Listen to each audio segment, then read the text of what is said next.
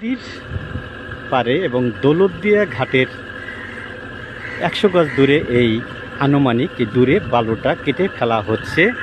আবার স্রোত আসলেই কিন্তু পানির সাথে বালুটা আবার এই নদীতে চলে আসবে, যেখান থেকে কেটে রেখেছিল সেইখানে।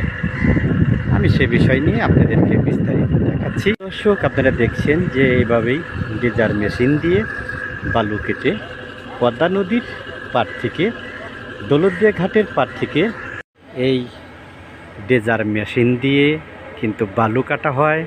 কিন্তু এই পদ্মা নদীর দৌলতদিয়া ঘাটের 100 গজ দূরে কিন্তু এই বালু ফেলা হচ্ছে। কিন্তু একটু পানির স্রোত হইলে বা পানির গতিবেগ বাড়লেই কিন্তু মূলত এই বালু আবার যেখান থেকে খনন করা হয়েছে সেখানে এসে ভরে যাবে বলে এই এলাকাবাসীর সচেতন মহলের দাবি। কিন্তু তারা জানিয়েছেন যে BRWT এর পক্ষ থেকে যে এই ভুল সিদ্ধান্তর কারণেই কিন্তু বারবার এই সরকারের পক্ষ থেকে যে উদ্যোগ নেওয়া হচ্ছে, কিন্তু এতে সরকার রাজস্ব হারাচ্ছে। যদিও এই বালুটা এখান থেকে যদি পদ্মা নদীর মাঝামাঝিতে ফেলতো তাহলে হয়তো সরকারের এভাবে প্রতি বৎসর নদী থেকে বালু উত্তোলন করা হতো না।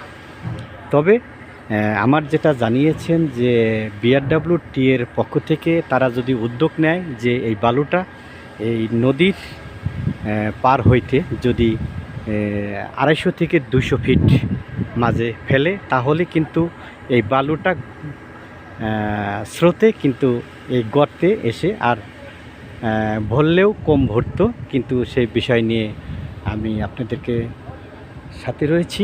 কিন্তু আমি বলবো যে আসলে এদের ভুল সিদ্ধান্তর কারণেই কিন্তু প্রতি বছরে হাজার হাজার কোটি টাকা এখানে বালু কেটে ফেলা হয়। সেই বালুই কিন্তু আবার স্রোতে ভেসে এসে আবার পদ্মা নদীর যেখান থেকে কাটে সেখানেই কিন্তু মূলত রয়ে যায়। তা আমি সে বিষয় নিয়ে আপনাদের সাথে রয়েছি। আমি শেখ মোহাম্মদ বিল্লাল হোসেন, অনলাইন নিউজ বাংলা, দৌলতদিয়া ঘাট থেকে রয়েছি রাজবাড়ী জেলা দৌলতদিয়া ঘাটে। দৌলতদিয়া ঘাট এবং পদ্মা নদীতে যে দুপারের মাঝামাঝি রয়েছে বিভিন্ন ধরনের যে